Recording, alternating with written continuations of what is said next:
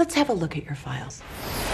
Wait, you don't already know everything about us? You're not omniscient? Well, not in the way you mean. I try to learn as little as I can about the events of humankind so I can remain impartial because I'm in charge, yada, yada, yada.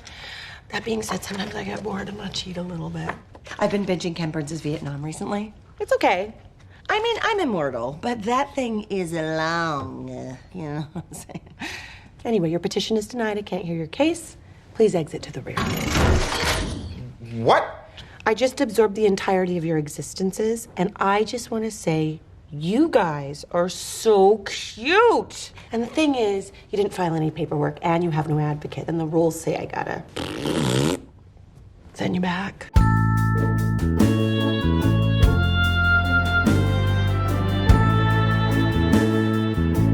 I like how because of our angle, because of our setups, you look like a little small baby boy. I am a little small.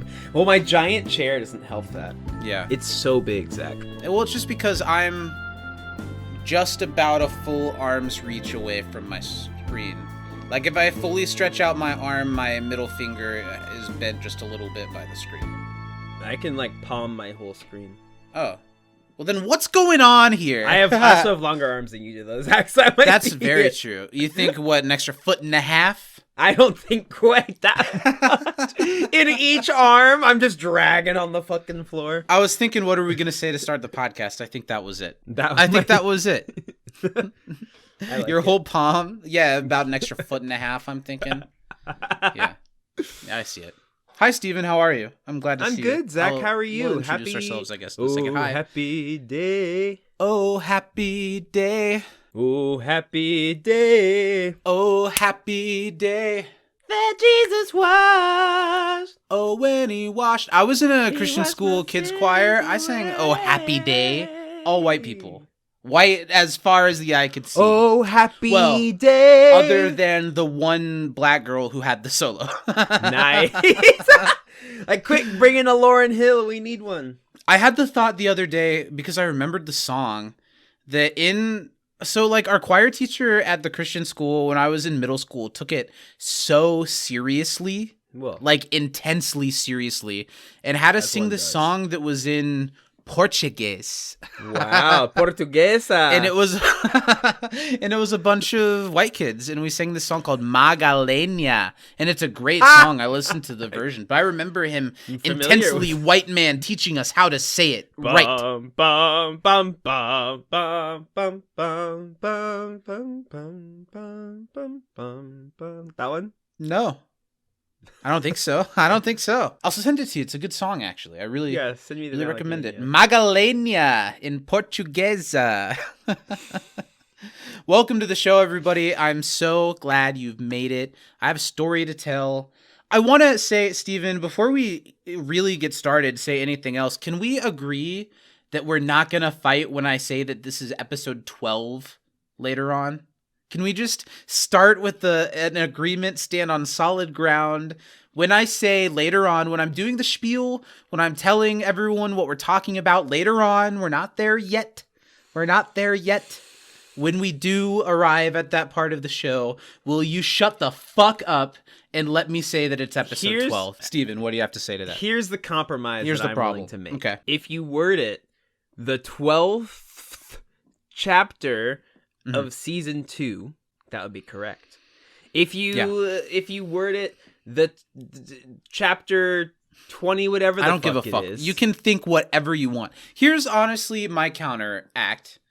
Episode 1 of How did this it air? season. No. I'm going to say something different this time. Shut up. Before we start the podcast, let's hammer this out. Episode 1 of the season, even though you make the argument that the first 2 episodes that I would consider are that first episode, one and the same. I think one way, a big way that it's different is the 2 halves of that episode have different writing credits, different directing credits. So even when watched as one piece, it'll say part 1 directed by, and then also in those credits, it'll say part 2 directed by. What do you got to say to that? Part 1, episode 1, part 2? Or That's is it episode not 1 and episode how 2, Zach? any show has ever worked. Wrong. Hi, everybody. Welcome La to the Harry podcast. Potter. We're going to take it light, easy breezy this week here on Into the Time Knife. Hi, I'm Zach, and I'm about to Hulk out, as it were. Is that in the episode? Did someone You say bet that? your sweet nippy it is. Wow. I'm Steven. Glad you made it. Hi, everybody. Welcome to the show. Barbenheimer. That's out now when this comes out, right? This comes out in a week. Yes, I won't have seen it yet, and I might not I have even will seen have. it next week. Like when the podcast comes out, you know what I'm Yeah. saying? The one that we record next, Uh-huh. I might not have seen it yet, but you will. I will. So you can I'll give be me the like movie spoiler-free guy then. thoughts. Maybe I'll have seen one of them. I don't know. Well, no, I know for a fact when we record next Monday, you're going to Yeah. have seen them both next Monday? Yes. Because I'm the movie guy. We've talked What do about you this. have? We've Longer talked about hair this. now? Now you're the hair guy of the two of us? Oh, how the tables have turned. Now How many I'm movies movies and your have hair. you seen that were nominated for an Oscar in 2022? I bet not I as feel many. like all-time Oscar movies, I would have had you if it weren't for last year, Zach. Yeah, I feel like add up every Oscar movie that you've Mhm. seen and I'll win. Now, Yeah. because you added like 56 of them. Because when I do something, I do it in a weird, annoying way, and everybody will know about it. You know how in like Hulu and shit they have like Oscar winners playlists or like Netflix? You don't know because you don't actually pay for any streaming Never, services. as much as I love media, as much of my life as I have dedicated to media, I'll be goddamned before I spend a cent on it. Zach wasn't crossing the picket lines way before the strike started. He was That's like, a well, good I'm not point, gonna give my Steven. money I want to bring up, we have not talked about the That's strike called very a much. segue. I'm not going to get into it very much here either because I could go on a whole spiel about it. I think it's very interesting. I would recommend there's a YouTube channel run by a guy named Dan Murrell. He's a really great guy who does like box office numbers Dan the videos. Pearl You want to Murrell? laugh about it. Shut up.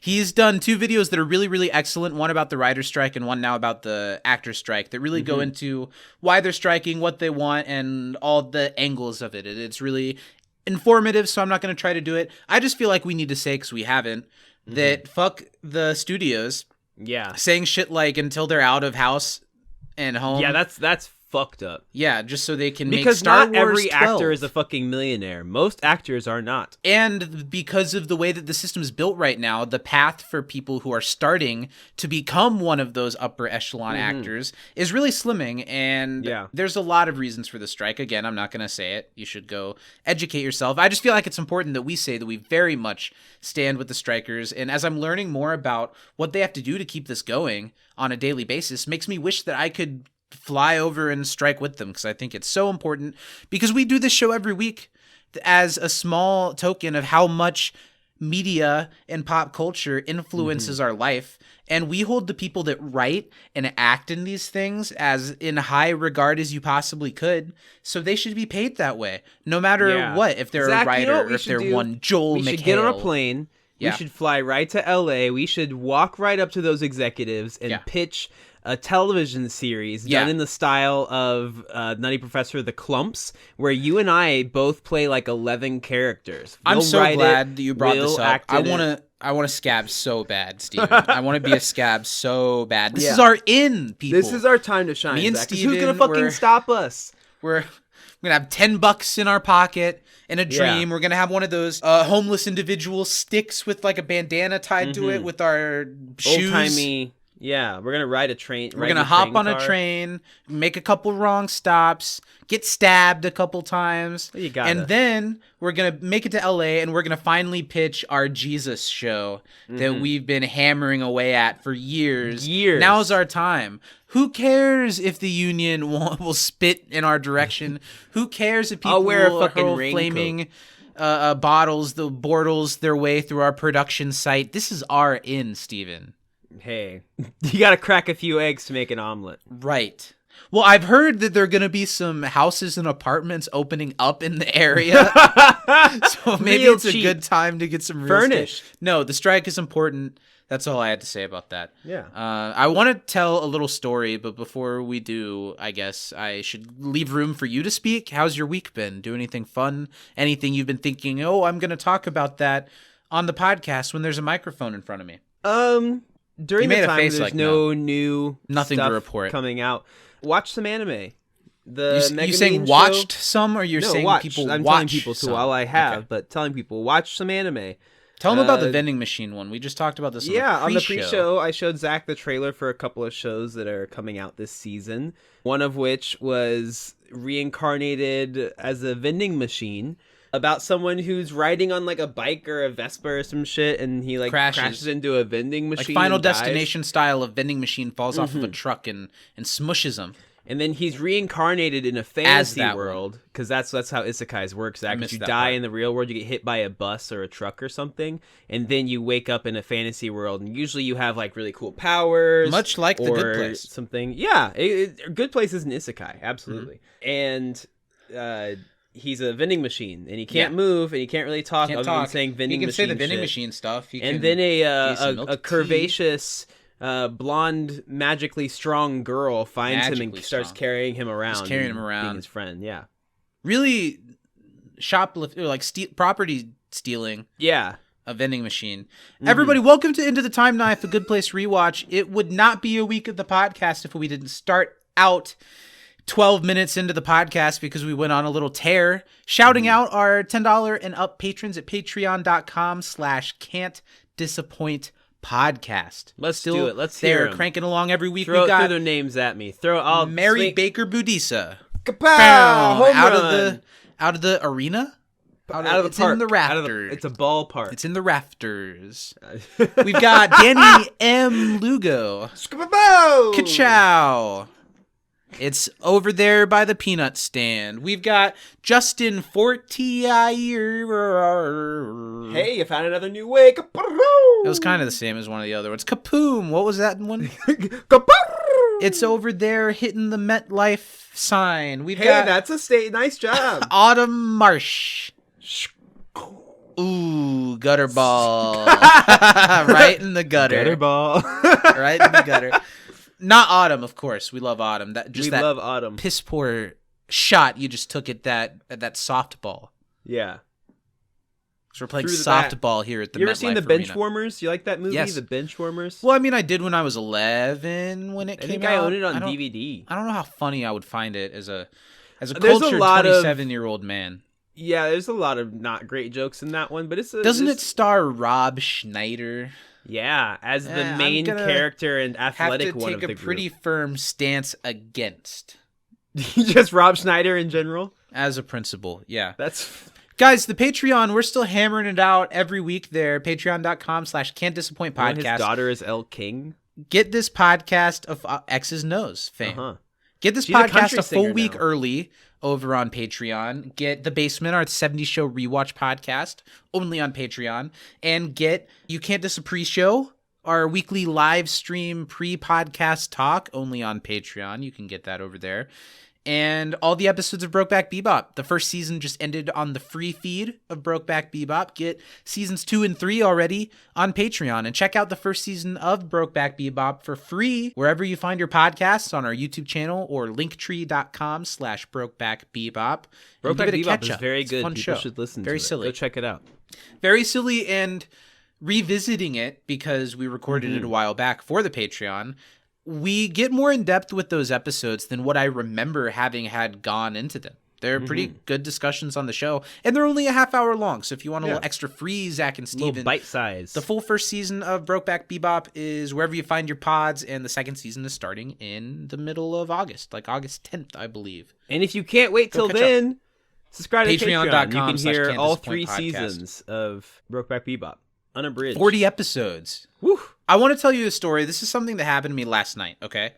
I do Oh. DoorDash deliveries. I was shopping in a Target for a customer. A It was a Target. let me paint the picture. It was a rainy night, and it had really In started to Georgia? rain just before I got this order, so I rushed inside, and I had to shop for somebody. I was going to be in there a while, waiting out the rain. You know, I could hear it Yeah. from inside the Target. Classic Target. Mhm. It was a nice Target. It was a nice Target. Was I it wanna a make that super clear. Target or just a No, it Target? wasn't a super Target, but it had like it did have the expanded groceries, and it had like a deli area that was bigger than other Targets I've been to. Not important. I had my headphones in. I was listening to a podcast. I had taken a nip of the marijuana, Ooh. and I was walking through Oh, this Target. heavens! Ooh, my Steven's pearls. I was walking through the Target, and suddenly two girls that I think they had to be like. Now, I'm becoming an old man, so now when I see anyone who's like high school age, maybe even college age, I feel like they're like in middle school. They seemed like high school freshmen to me. These two like high school freshman girls in bikini tops come up to me and start silently dancing directly next to me, and I notice a third person is filming. Is that what you told the police? A third person is They filming. just walked up to me and said, no. They just showed up in my van, took all my. They were Krispy dancing. Kremes. I don't know. So they showed up They came up to me dancing silently, and a third one was filming it. I was in a TikTok. Wow. They were doing one of those TikToks where they're like, you are at a store and you come up to someone random and you do something weird and you film it. Their reaction. What the fuck is the internet now, Zach? Is that a trend? And honestly, come on, you know the popular trend? You guys put on bikini tops, you walk up to a random guy, you start dancing silently. Come on, everybody's doing it. You walk up to a random guy in a bikini top, you start dancing silently. I can understand what is funny about that concept. Did you did you feel violated? When I'm in public in general, I'm not trying to make eye contact or conversation with anybody, even if I run into like my best friend I haven't seen in 5 years. Well, I see you in the store on a daily basis. I'm deeply anxious when I'm places, or I'm just in my head doing a thing. Don't bother me. So I managed to do the entire experience without looking them in the eye, continuing to look at the Edmonds mini muffins. Let's clarify where you were looking. And my eyes on the officer. I was looking at those Edmonds mini muffins the whole time. I didn't even notice she was wearing a bikini top. I don't think I'd like that if that happened to me. I didn't like it. I don't think I would like be rude or mean to them, but I think that I would walk away as quickly as possible. I might run. I yelled at some kids one time because I wanted to leave an establishment and they were playing by the door. So I think I might yell at some teenagers if I were trying to. That's so funny. Shop I think that would be so worse than what I did if you ran. But what I did, I'm okay. So they come up to me, they start dancing. I managed to not look at them. I just look at those mini muffins. Did you dance, officer? With them? I just said excuse me and I kept walking. I think I might have said sorry, excuse me, and like I kept walking. I like the apology. I'm sure you said sorry. I'm positive I said sorry. And then the girls started giggling, making me feel self-conscious about myself. I haven't really gotten over it yet. Probably gonna journal about it later. I don't know. Got to get it out. Did they tug your hair when you were walking by? Smack you on your keister? Yeah, I didn't tell the officer about that part. Zach, I hope to God that someone finds the TikTok. That someone finds this TikTok and recognizes me and sends it to us. That's exactly the moral of the story. What can I search? The addendum to the story. Long hair guy Target dance. Start looking at 15-year-old girl bikini top Target. I'm sure you'll find it. Can all of our listeners please go give that a quick search for us? That's so funny. But no, the addendum to the story is that I check out with the order at the self-checkout, and I'm exiting the store, and I see that them with a group of a lot more teenagers who I had made sure I didn't see them the rest of the time I was in there. I assumed they had dashed. Yeah. The second that they were we got our photo of the famous celebrity Zach Pruitt from You Can't Disappoint a Podcast. We got our vid. Into the Time Knife and Brokeback Bebop. They knew all three. They knew all three. Triples is best. Triples is sick. They were leaving in front of me, and I took the slowest steps I'd ever taken to be a lot of steps behind them, so I did not have to hear any more piercing giggles. Mm-hmm. That's my story. Do teenagers go to Target to hang out now and be tomfoolerish? Is that what we as teenagers went to Walmart together to hang out? Yeah, it was fun.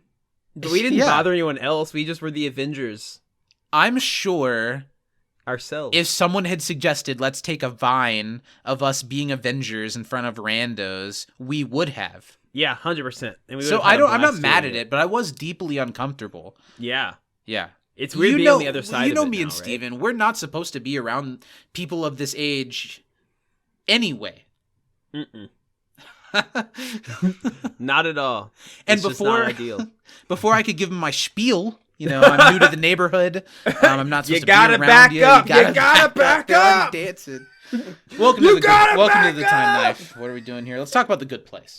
I think that was a funny story. Was that a funny story? Write us in. That was a really funny story. That was better than I could have hoped for. After you search up 15-year-old girl tight top, go ahead and let us know if this was funny.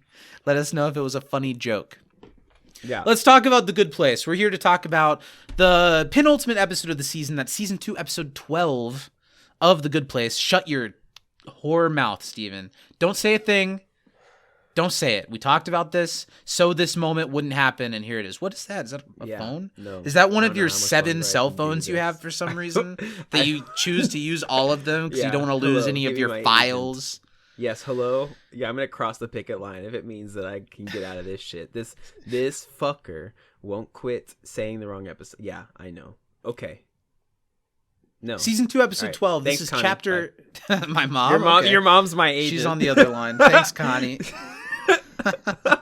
Chapter 25. This episode is called The Burrito. This episode was directed by Dean Holland, who previously directed Someone Like Me as a Member, Mindy St. Clair, and The Trolley Problem, and Janet and Michael. Some really good episodes from before this. Ooh-wee, I look just like Dean Holland. Like the song? And in season 3, he directs both parts of the season 3 premiere, Everything is Bonzer, parts 1 and 2. He also directs Don't Let the Good Life Pass You By next season. And the episode was written by Megan Amram and Joe Mandy, 2 names that we've heard a lot before. They're big stamps on writing and comedy and the show. Megan Amram previously wrote The Eternal Shriek and Mindy St. Clair with Jen Statsky. She also by herself, I mean obviously with the help of the room, but she wrote the Dance Dance Resolution episode, which is the one with all the reboots. That's her episode. It's really great. And in the future she writes Jeremy Bearimy.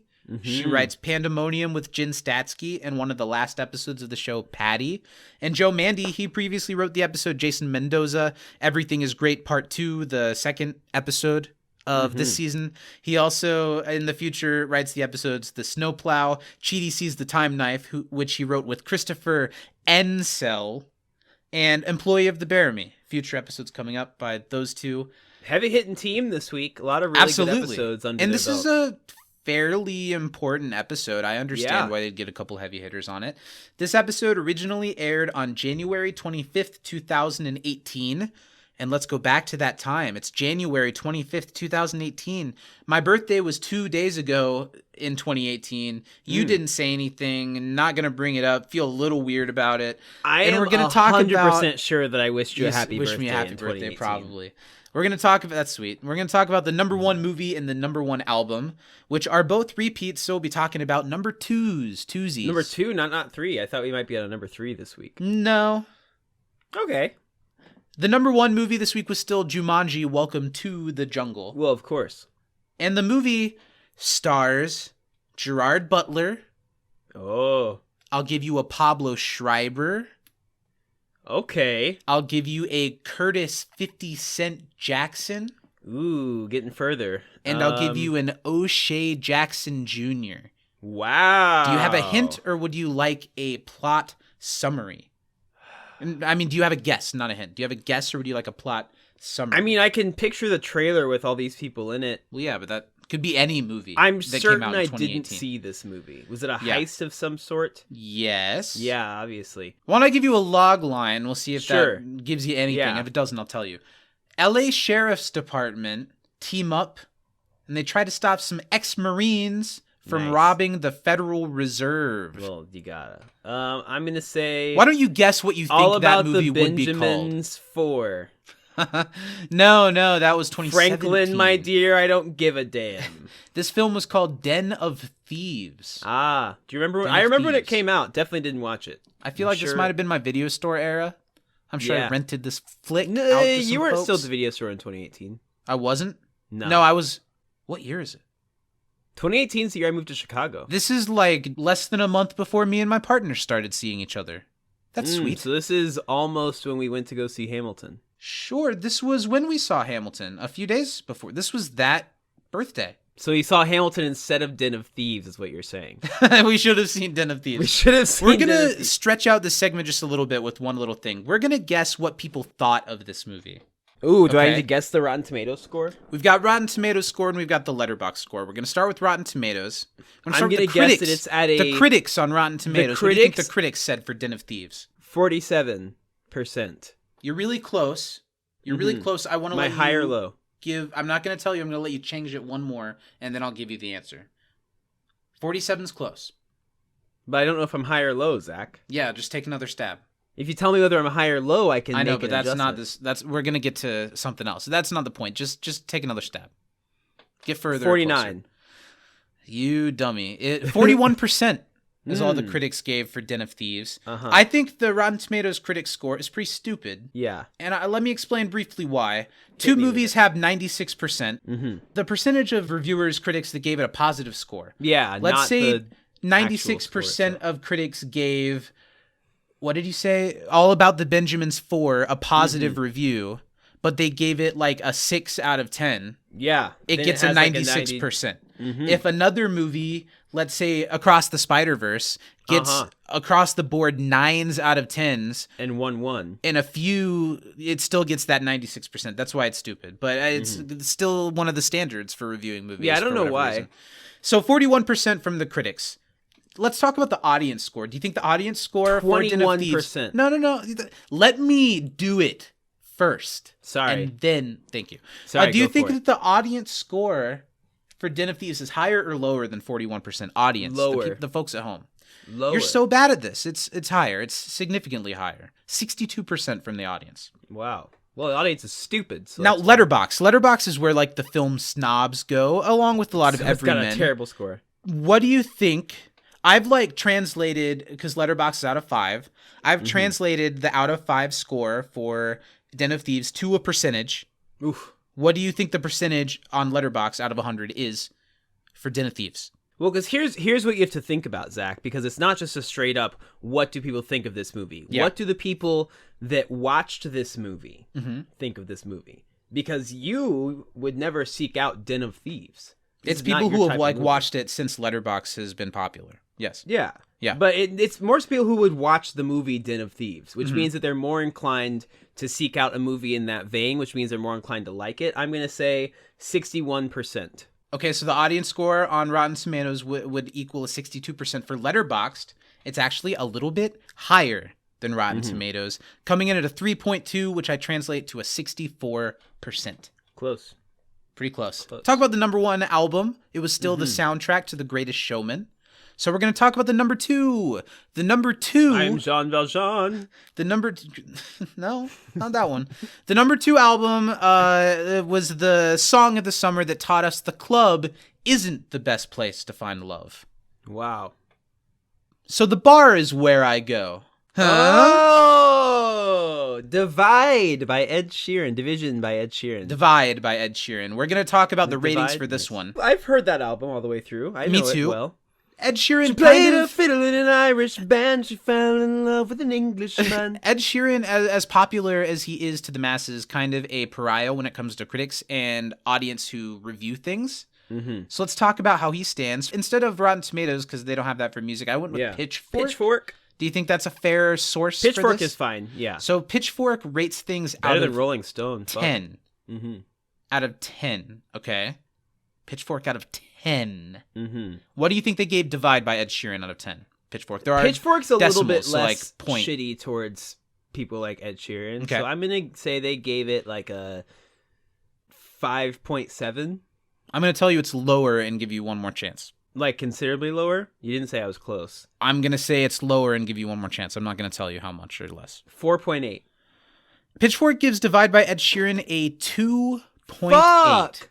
God damn, that album's not that bad. There's some good 2.8 songs on for there. Ed Sheeran. There's some good, and there's a lot of songs on that album, but there's some good ones. That's shitty. For the audience score, we're going to go to rateyourmusic.com, which is kind of That the one's letterbox fine, yeah. for album I'm reviewing. familiar. They are snobs on Rate Your Music. They Yeah. rate things out of 5, so I have translated this to an out of 10. First of all, do you think Rate Your Music, the audience, do you think that they gave it a higher or lower score Higher than than Pitchfork? fucking 2. Jesus You think they gave Christ. it higher than Pitchfork, the audience Yeah. on Rate Your Music? Okay. Then give me a guess. How much higher do you think they gave it than I think it's probably like a Pitchfork? 4.1. A 4.1. Rate Your Music from the audience out of the viewing public. 4.1 out of 10. So Right, two I'm not going to give out you of the out of 5. 5. I translated it to 10. It equals to a 3.34 out of 10. Still not great, Damn, but that's- considerably higher than a 2.8. Yeah, but that's pretty... Yeah, pretty bad. I don't think that album's Pretty that bad. bad. Well, that's that segment. Let's get into the good place, starting Let's with do everyone's favorite segment from the show, I sure hope, because it's the one we're sticking with till the day we die. Everyone, it's time to find out, did Steven, in fact, watch the episode this week?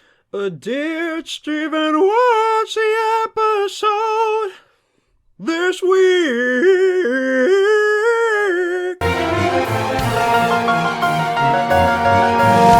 Thank you, Cher. Security, get her out of here. Get her out. We don't need her in here. Get her out. Thank you.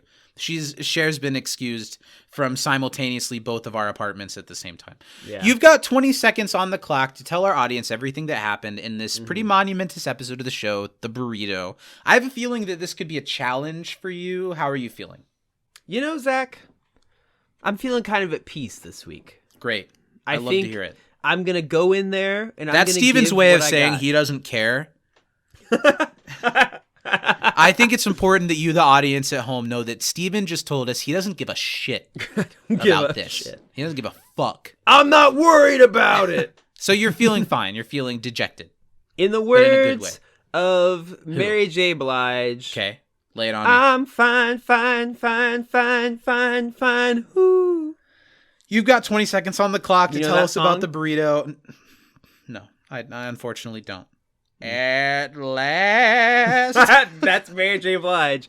Etta James and Mary J. Blige, one and the same. 20 seconds on the clock. Are you ready? Just sing At Last. I don't Yeah, really I'm sing ready. it because I want the audience to know I choose not to sing. I actually can sing quite well. Yeah, sure. She goes to a different school. That doesn't represent me well. My girlfriend goes to a different school. Yeah, my singing talent is huge, but it goes to a different school. I'm you can't really meet. good at singing, guys. Like I'm. What's that? Step Brothers? Is that where he's singing? That one black girl at my Christian school got the solo in "Oh Happy Day," but if she hadn't, I was next in line. I was if number she was 2. sick. And I prayed to the God I still believed in that moment that she'd get sick. And when she didn't, Please and get she her sang sick. like Please get her a sick. little soulful bird, I knew that there was no God and that my destiny was to spread the word of Satan. Well, there you go. 20 seconds on the What else clock. can I'm you going to do? count I'm it ready. down. 3, 2, 1, go. The gang has arrived at the judge's chambers. They think she's a burrito, but guess what? It's not. It's Maya Rudolph. And she's going to test them all. She reads to hear their case because she's bored. They all get tested in different ways that show their growth, and all of them fail except for Eleanor. Then, meanwhile, Michael and Janet escape Sean and Bad Janet. Stop. No. You know, you were on a good track. I was, and then I just lost it. I was like, Just what the stopped. fuck else can I say? Well, we needed to get Bad Janet, Mm-hmm. and Michael getting back to them at the end of the episode. Yeah. I have one other problem with what you actually did say. Mm-hmm. You just said, turns out it's Maya Rudolph. You never used the word judge. I say they arrived at the judge's chambers. They think she's a burrito. They arrive but at it's the really Maya chambers. I'm pretty sure you did not use the word I said judge. judge's chambers. I know I did say judge's chambers. Still, I think you are so close to having done a really good job this time. But you flubbed enough of it to make me want to take it down to a B-. That's very generous. Thank you, Zach. You think that's generous? Because I think you I got did a lot of really good stuff job about until the last. You did how a many great seconds. job of not spending too much time on how they were all tested and how and how only Eleanor came out positive Yeah. from that test. Been there. So B- for the Steve. This has already been running kind of long, but I think this is one of the. This has been fun. I'm having a good time. This is a good. Let's do some trivia. I'm gonna kick it off because I've got. We're hot. We're hot. We're hot. We're hot. Get Cher back in here to test my mic, please. Is it hot? Is it still hot? Cher. What sauce is the judge using both in show and in the real world? Okay, I kind of had this question. She was using Cholula, but Yeah. it's the. They had the bottle turned away, but you Is could it very clearly tell. the essence of envy? The something the It was the envy, concept of the envy. concept of envy. I'll give you essence. I just wanted envy. Yeah. Where did Cheaty barf? In another dimension. What dimension? I don't says. remember him saying anything, but I barfed, and I think I barfed in another dimension, and is my Ooh, barf just once flying again, through? the subtitles not being on fucks you right between the toes, Zach. The nether toes? dimension, not another. In the nether dimension. Wow. What actor can the judge only see in what role? It's literally, I talk about this constantly because I love Friday Night Lights. Mm-hmm. Kyle McKay. Mm-mm. Fuck, am Not I even close? close on the last name. It is Kyle. Not even close. Kyle. Could you be any farther from the last Kyle name? Chandler. Yes. As Coach, what the fuck is his name? Not Dan, not McCoy. Not even near. Dan is the dad on One Tree Hill. See, I've been watching One Tree Hill and I'm getting fucked up now. I don't remember the coach's name. Coach Taylor. Kyle Coach Chandler is Coach Taylor. Coach Taylor doesn't know jack about coaching the Panthers. Did you like my Chandler hint? I did. That was really I thought helpful. that was good. Do I get at least something for that? No. Share. Not a I knew point the for show. Steven. Not Have a you ever point seen for Friday Night Lights, Cher. the movie? I'm talking. or Can I the talk show? to Cher? Let me talk Talk to to Cher. Cher. Cher, not a point for Steven on the Chandler. Okay. She really I got needs Danny work as right a now. gift the There's an vinyl actor's strike. soundtrack to the She's Friday really Night hurting Lights for movie. work right now. We've got her. That's in the how office. well I know Friday Night fucking Lights. Give me a Zach. question. Who was the cover athlete for the game Jason has to play? Cover athlete for the game Jason has to play. Cover athlete. Like a Sports Illustrated cover. I don't can know tell how to I answer disappointed that, you. Zach. I don't. Cover athlete, like a Sports Illustrated cover, I guess. I don't know. I don't remember them saying any team. They don't members say it, from but his team. there's one player What team is he playing? prominently Oh. displayed Oh, in the shit. load menu of the game he's playing. Why the who is fuck are you athlete asking on me the cover this? of Madden 18? Just say a footballer, Zach. Just say Gronk. a football player. Gronk. Hey, right team is Tom Brady in Really? 2018. Oh. Yeah. No, I know what Tom Brady looks like. I didn't Because recognize they Tom sold the Brady from Madden 18 GOAT edition. That was the Well, slightly Mr. above Sports Ball, GOAT. I've got a real tough one for you. No way you're picking up this one. What year Madden is Jason made to play? He's playing Madden 18. Good job. Decent Madden, not Okay. great. It's They all fine. kind of the same. Yeah. The guys look sweatier as the graphics get better. I'd be into that. Yeah. Let me know which one's the sweatiest with the guys. Which one's the guys are the sweatiest? When did they add Colin Like that- Kaepernick's would that have tattoos? been Was on that the 2014? Nintendo 64? Did they have the sweaty guys? Not on the sweaty on the 64. What are the names of Tahani's childhood friends? Don't know. I didn't take too much. I didn't write down all the names. I didn't make that a thing. I don't know. Simon? Was one of them Simon? Yeah. That's all I Come got. on, give me Catherine? another one. Yeah, you got two. Is that Fuck, go literally for it. right? I don't have Yes. any more. Simon, Catherine. Quentin and Rebecca were the other two. I do not know how those came out of me. Yeah, good job. I thought they were You say some stuck. British fucking names. Yeah. Mm-hmm. And you know my name is Simon, and the things I draw come true. What did Michael take inspiration Do you for know what that's from? in his... No, so I just asked my next question. It's Mike Myers on SNL. It's a really funny skit. Oh, I do know what that is. Yeah. You just didn't do it very well. What did Michael take inspiration from for his fake torture reports to Sean? Okay. Stephen King novels and episodes of Pretty Little Liars. Good job. Ever seen a Pretty Little Liar episode? You ever watch it? I've seen the last 2 minutes of several because I used to DVR Twisted on ABC Family, and Pretty Little Liars came on beforehand. Twisted. Twisted, starring Avon Jogia, You've lost me. Beck from Victorious. Okay. Beck, loser baby, why don't you kill me? I'm on board. I've seen him in concert. Your turn. What is the only word more stupid than fair? Staycation. You got it. Which cheaty grimaces are displayed by himself and Eleanor? His morality. Nope. His question of morality. That's not the wording. You got to say it right, I think. Moral. I'll give you moral. His moral conundrum. That's grimace. really His close. somebody said from whence it came instead of whence it came grimace. One more. There's the I have a stomach ache grimace. Is it a You're doing this so close to his birthday to grimace. I know I had grimace up last week. I don't know. What is it? Moral. What is it? Can I tell you? Moral quandary grimace. doesn't count. Share. She knows. I don't even have to say share. You know. And gas pain was the one you didn't say. Gas pain. That's it. Speaking of gas pain, Cher, there's a bathroom across the hall. Cher does tweet like she has gas all the time. She's stinking up the place. I'm sick of it. Speaking of stinking up the place, what is Bad Janet sick of smelling? Talking about Michael, Lumpy. This was your name in the pre-show. Mm-hmm. And I don't remember. Lumpy is in it.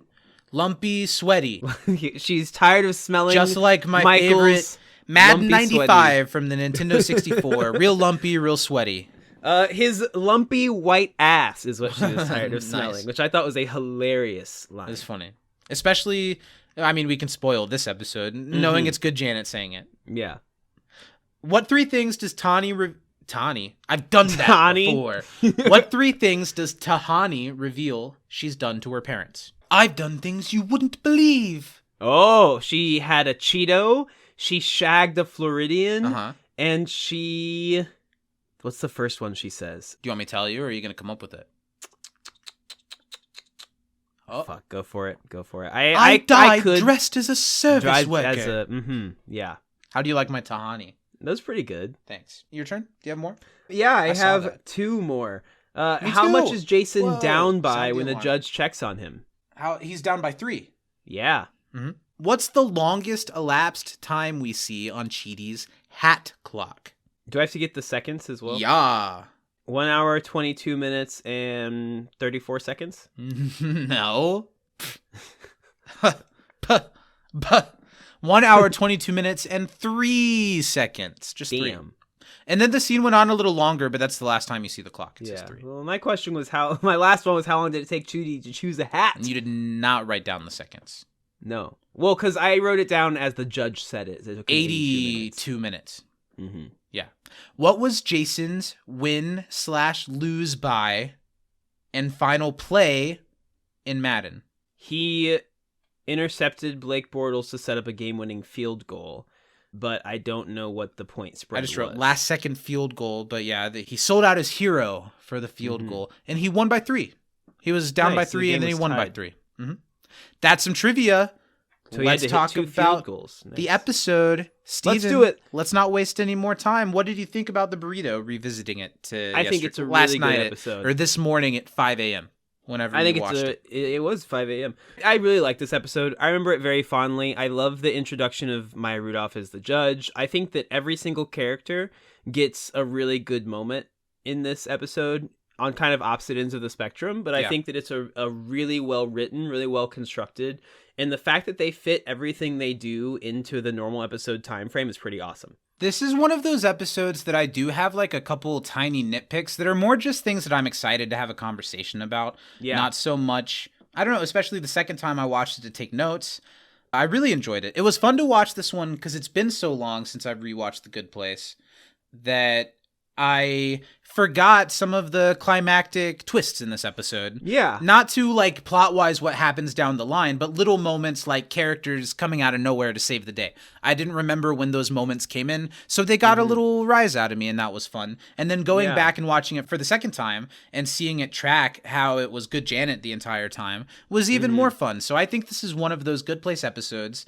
Because some of them we've talked about, well, this is a really great episode, and it's not the episode's fault, but it's not as fun to watch when you already know what's going to happen. I think this episode is fun to watch even when you already know what's going to happen, because you can track stuff like Janet through it. I think it's a pretty good episode. I just think this episode does a really good job of kind of, like, we've been on kind of a roll with our characters where they're all good, they've all grown so much, but they're not finished products yet, and I think that this episode's a good reminder of that. Yeah, let's talk it through. The episode starts with like 3 or 4 seconds of complete silence to the point where I was like turning up my TV, and I don't know, I feel like you don't see that very often on a TV show unless it's like something like The Office. You'll start up with a bup, you know, a little wah, oh, wow. You'll start with a little one of those, like how we do when we begin our program. Yeah. It just starts with the burrito on a plate, sitting on a desk in an empty room. And before we even get to the portals opening and the 4 humans coming out of it, the episode's called The Burrito. We open with the burrito. Do you think there is something to the burrito? Do you think there's some symbolism with the burrito that I'm not getting? No, you don't think so. I don't think so either. But the episode is called The Burrito. They talk about it a lot. and it ends up just being kind of a diversion. It's a funny joke in the beginning. It's a red herring. It's a misdirect. Explain to me what red herring means. I just want to know that you know what it means. Well, red herring obviously refers to the rival of Freddy from A Pup Named Scooby-Doo. Okay. Thanks. I just wanted to make sure you knew. So I the get burrito's on the desk, the portal opens, and the 4 humans come out. If I wanted to make a little nitpick, the first 3 of them should have been in the room for a second before Eleanor came out because of the moment she had with Michael. They come in the right order, but she comes along with the rest of them. Well, she caught up in the Sure. interdimensional portal. There's a Jason speed thought that was awesome. I'm going to go again, and he's ready to run back out. There are a lot of great moments of Jason. limit. They call attention to it later, but being kind of on board, but still not realizing, we're in deep shit. And if I went back through the portal, that would be really, really bad for everybody. he just thought it was fun and wants to go again. Cheaty's barf line, also very funny. I think I barfed in the nether dimension before we landed. Is my barf just gonna float out there forever? Is someone gonna fly through my barf when they use the portal? Oh, stop saying barf. I always love a good comedic dry heave. Caitlin Olsen on It's Always Sunny is probably the best at doing that. And I don't know, Kristen Bell's was good in this moment. Yeah. I thought it was funny. Stop saying barf. Are you weird with stuff like that? Do you have trouble around barf? I worked in high school special education, and not really. I've cleaned up enough bodily fluids that I'm cool. I'm still I would be the one dry heaving, I think. Haven't wiped enough asses yet, Zach. Well, not barf off of them. Things I've seen. Couple benders. There's some barf on the ass. Some barf on the ass every now and then. So Eleanor clues in everyone on what Michael did, that he sacrificed himself to Sean to let her get through. Jason is very confused about this, like if it was a good grab and if it was a bad grab, what kind of bad grab the grab was. Was that in yours? Whether it was a good grab or bad grab was in it. Well, because a good grab's great, but nobody likes a bad grab. Well, sometimes there's a nice bad grab. You've given me a few good bad grabs. Well, but so the thing is, then it becomes a good grab. That's true. If it's bad throughout the grabbing process. But what makes it good is how bad it is. But that just turns around to good. Line. There's no double negative. It's just good. Exactly. Okay. Maybe I'm with Jason. I don't know. Tahani is sad, but the way she says it is silly. She's sad that she won't get a toodaloo with Michael or Janet. Very sad. They were deep friends. I like when this show does things that make it seem like characters are gone forever, even though they're not. They remember to give us moments of people being like, oh shit, that's my friend, and I'm really bummed that they're not here. Whereas other shows are like, okay, we must keep pressing forward. Let's keep on because they're coming back. But they're thinking, well, your friend just died as far as you know, and that's very, very sad. That happens a couple times in this episode. So they're on their own, and they'll have to figure it out. They're going to have to present themselves to the judge without Michael to guide them. She knows, Eleanor, that they're looking for a judge, but all there is this burrito on a plate. So they start coming up to the burrito, and Cheaty's wondering what the test could be. Clearly, the burrito is a test, and the different angles on that. And Jason isn't scared of any burrito, and he goes right to it to eat it until he realizes that maybe the burrito is the judge. Now, the first time that you watched this episode, do you think the burrito was the judge? I don't know.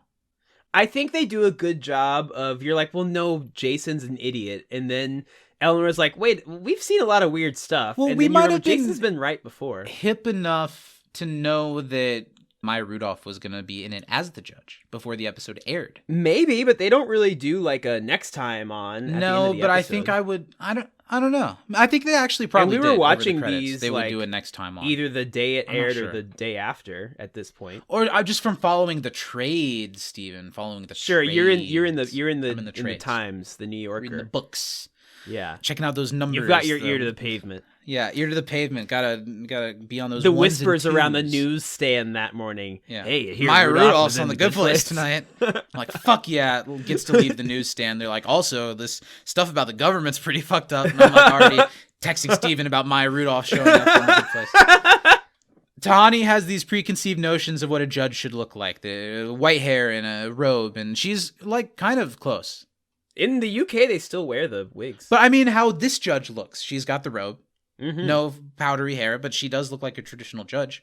Yeah. But Eleanor, like you said, she's not totally counting out Jason's claim because they've seen some really weird shit, and all-knowing prescient Burrito wouldn't be the weirdest thing.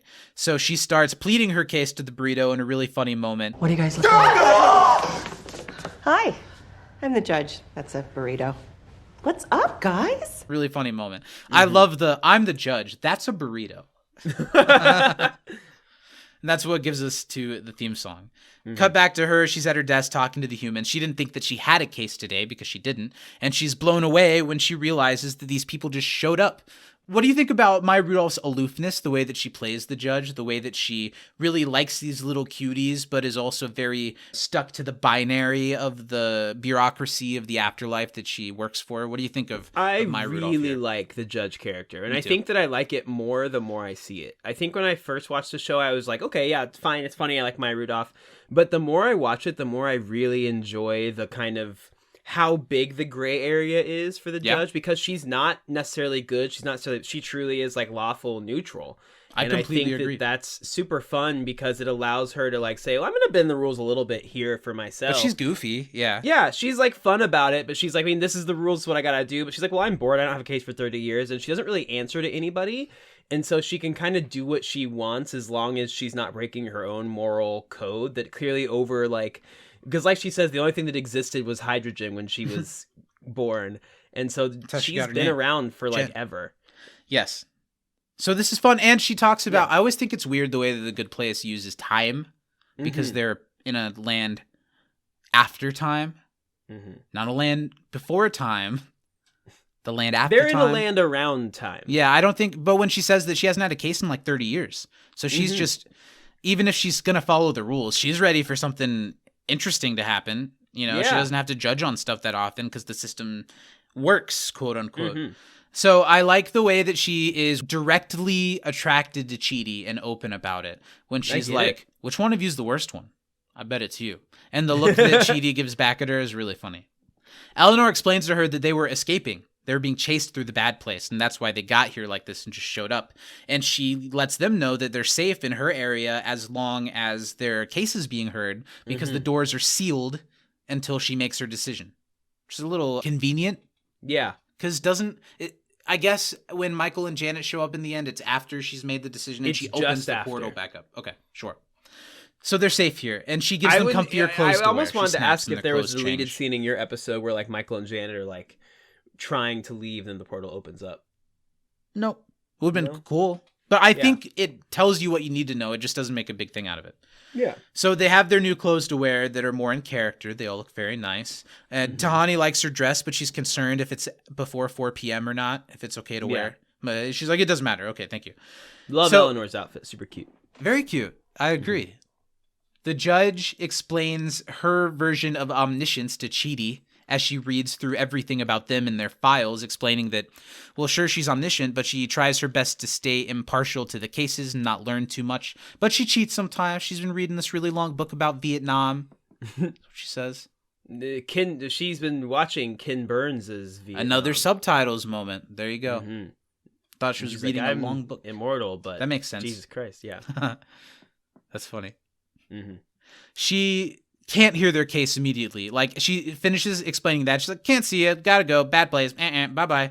Because she learned everything about them in those files in a couple seconds. She says she thinks that they're cute, but they didn't do it the right way, so they gotta go. Tahani, in her I want to speak to the manager way, tries to get through to her one more time and asks to be given a chance, saying, you wouldn't believe the things we've been through. The judge is like, I just learned literally everything you've been through, so I would believe it, but keep talking. I love your accent, she says. And Tahani wants a chance to be heard out. She thinks their story is worth hearing. And then she sort of drops her godfather, Paul McCartney, and how Hey Jude applies to this group. Hey group, don't be so sad. No, Hey Judge. Just Hey Judge. Take a sad group and make it better. Kind of a stretch for that drop. It's a reach. If Paul McCartney was your godfather, you would bring it up as often as you could. Yeah. I certainly would. He is, and I do. He is your godfather. How'd that one work out? Marriage. So the judge has been really bored, and because of this, and also because she loves the way Tahani says aluminium. Aluminium. I do too. I get it. I like it too. And then the thing about Kyle Chandler, she like it doesn't stay on the thread. She's all over the place. The judge. She's got like as immortal and all knowing Friday she Night is, Lights she's kinda reference, got some Zach. ADHD. Come on, that's great. All I need to know is that it's Glee with no songs, and I'm not interested. That's just any high school show. Not into it. I Friday heard Night they Lights added is some infinitely songs to better than Riverdale. Glee. Might be into it. Huh? Friday Night Lights is much better than Glee. As a whole, as an institution. Does Friday Night Lights have a grilled Jesus episode? No, but it does have the guy that plays the guy in Breaking Bad that shoots the kid. Walt Jr. No! Jesse Plemons. Yeah. Yeah. He's married great to at Kirsten Dunst. Wow. Good for him. Where are we at? The judge being kind of scatterbrained. Mm-hmm. So Eleanor asks for clarification, and the judge says yes, she'll hear their case.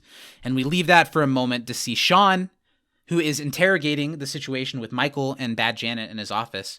Not only is Michael a failure, he's also a traitor to their kind. I love when Bad Janet, or really our Janet, says, You really junked your jeans on this one, you butterface. Did what I had to do. Oh, you had to junk your jeans? That was a good one.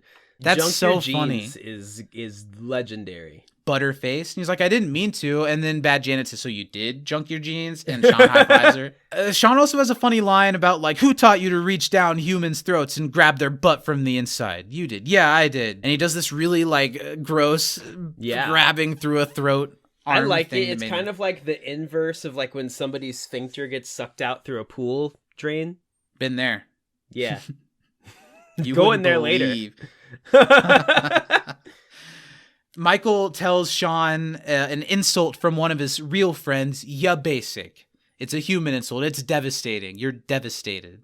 Yeah, Michael's kind of losing in this war of words with Bad Janet and Junk Sean. Your Jeans is way better. Junk Your Jeans ate him alive. Also, Junk Your Jeans is pretty graphic for an NBC sitcom. They do a good job of Yeah. getting as close as they can to the really dirty thing. Like, yeah, that one could go in and out, but if you think about it, Because junk your jeans could mean like shitting your pants. that's not what I'm thinking. But it means cum.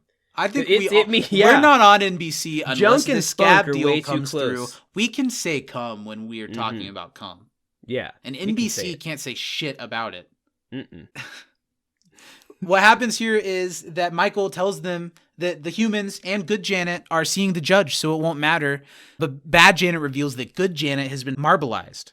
And not remembering the twist in this moment, it is sad. It is affecting. Yeah. Because I do, you of course, see that scared good Janet Janet in gets the- out of it. But yes, you see her scared. You see Michael sad for his friend. And it's a sad moment.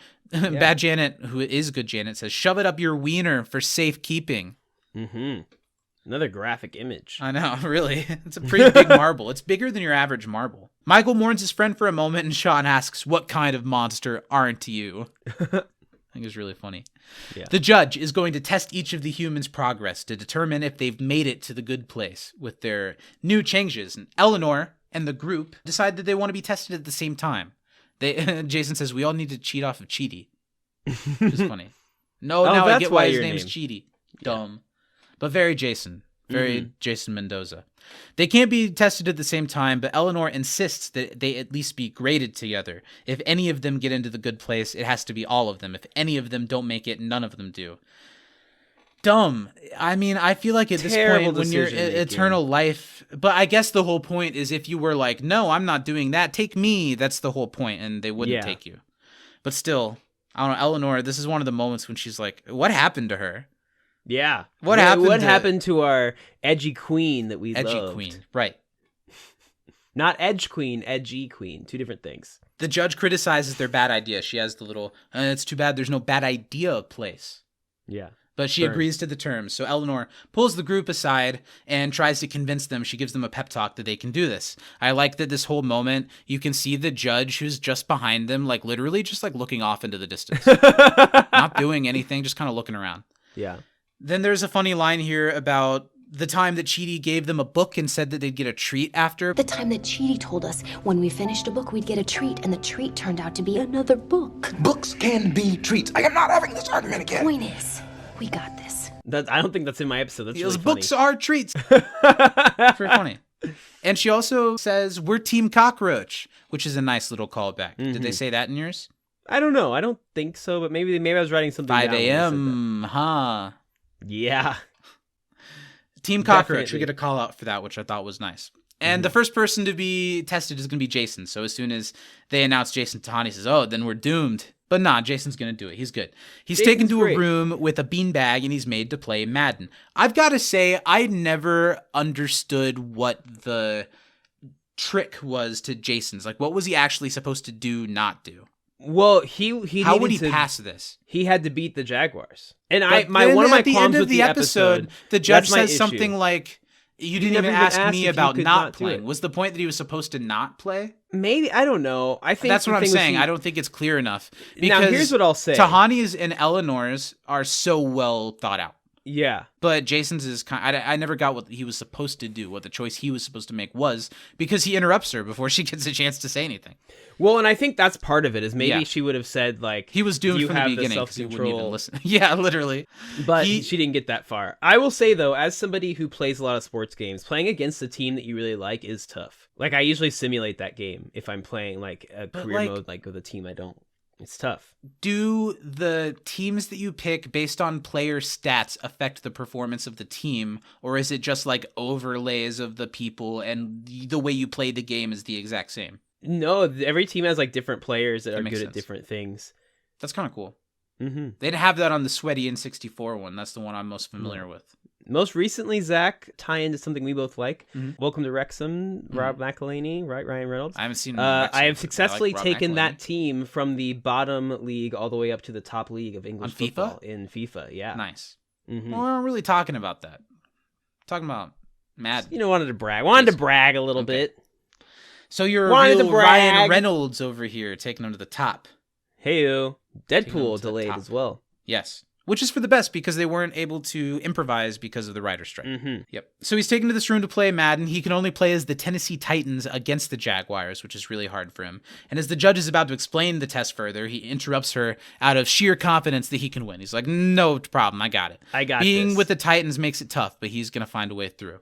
So that cuts to the judge taking Tahani to her test, which is one of the more interesting tests in this episode. I think we can all kind of put ourselves in Tahani's shoes. Yeah. I think we all have a door that we wouldn't be able to walk past, even knowing that all we have to do is walk past it. I think we'd all see a name potentially and be convinced to open it up. I'm trying to think of what Mine wouldn't names have been could my make mommy me- and my daddy. I would have been opening No. like the Adele and Al Gore doors, seeing what they're Well, up of to. course. So the judge is taking Tahani to her test, and before we get that introduced, we learned that the judge's name is Jen, short for hydrogen, the only thing in existence. I honestly when think she was that born. Tahani's test is the hardest one by far. I agree. Like, she's got a really tough one. The other ones, present I think- themselves pretty easy. yeah. Even Eleanor's at a point. Tahani's is tough. Tahani's Yes. is really tough. She has to walk through this hallway and through a red door without stopping in any of the rooms along the way, which are full of people discussing what they really think of her. And each door says who's inside. She begins to stroll through the hallway, and we see some like personal friends, like her childhood friends, and then we see some famous friends in each room. I didn't write down all the names. There's a lot of names and a lot of funny You got clips. I wrote down some of the double clips Fergie later. room. Yeah.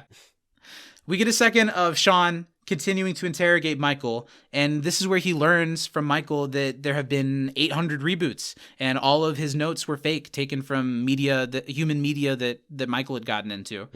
And Michael explains that he didn't plan this, that he wasn't a traitor from the beginning, that he was convinced and changed and captivated by these humans improving each other and themselves through the torture he was supposed to put them under. He believes at this point that a mistake was made and that these people should be in the good place, that it's not fair. But that's where you kind of, this dichotomy between Michael and Sean, that they're in different places. Sean is so stuck on the binary of the rules. Yeah. I think this episode actually opens, not that it hasn't before, a lot of great allegories to the good place in our real world and about like the justice system Yeah. and how, well, yeah, the people don't matter. They don't have anything to do with it. Did they do the paperwork? Did they do the right stuff? Did they get the right points? I feel like this is one of those episodes where if you want to get really deep with it and make like a psychoanalyzing YouTube video about it, that you could really relate this to our world. and I how think big time. these people have changed. They're good people. Michael, as the warden, has been convinced that these people shouldn't be here. Doesn't matter. They did this one thing, so they're damned forever. Yeah, I think the prison system in the United States especially is really fucked up. And this is kind of an allegory. And not to jump too far ahead in the show, but I think they kind of keep with that theme and lean into it really heavily in season 4 about, are people supposed to get better? Or are they just supposed to be punished for their actions with no forever? mistake? I think Yeah. And I think this show episode is made me think of really that a one lot. of the only things that I've seen take this clear an approach to that, and it's a really smart way to go about it, and I'm really Smart's a great excited word. for how they open up what they start in this episode. They do it all in a really smart way, because I didn't really think that much about it the first time I watched the show. But if you want to draw that thread, it's easy to see how the two ideas relate. And it's a way of kind of making a small statement with a show that is not political in any way. It's interesting. I really like it. I like it. He thinks a mistake was made. That's a buy. Sean doesn't care that it's not fair. Fair is the stupidest human word next to staycation. And as soon as he says that, Janet goes, ew.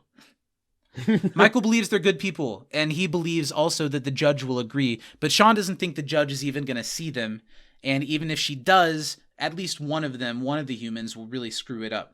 That's the moment when Janet says, I'm sick of smelling this guy's lumpy white ass, and Sean's like, you're right, it's time, let's get this fool out of here, and he leads Michael away.